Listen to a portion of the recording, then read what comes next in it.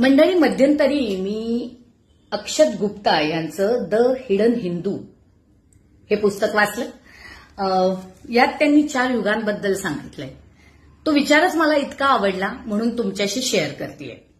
ते काय म्हणतात, सत्ययुगात 2 लोकांमध्ये संघर्ष होता, देवलोक आणि असुर लोक. आता असुर लोक म्हणजे दुष्ट लोकांचं साम्राज्य असलेलं एक दुसरं जग.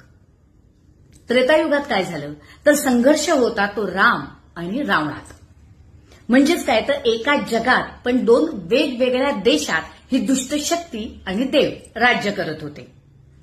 द्वापार युगात काय झालं, संघर्ष होता तो पांडव आणि कौरवांमध्ये. हे असं युग होतं जिथे दुष्ट आणि सुष्ट शक्ती ही एकाच कुटुंबात राहून एकमेकांविरुद्ध लढत होती. म्हणजेच काय तर जाणाऱ्या प्रत्येक युगाबरोबर दुष्ट शक्ती ही हळूहळू जवळ येत चालली. आधी तिने जगात प्रवेश केला, मग देशात प्रवेश केला आणि मग कुटुंबात प्रवेश केला. आता कलियुग आहे. कुठे असेल ही दुष्ट शक्ती? तर ती शक्ती आता आपल्या आतच आहे. दुष्ट आणि सुष्ट आता आपल्या आतच आहेत. संघर्ष हा आता आपल्या आतच आहे. यात कोण जिंकणार? कोण कुणावर मात करणार? आपल्यातला चांगुलपणा की दुष्ट प्रवृत्ती?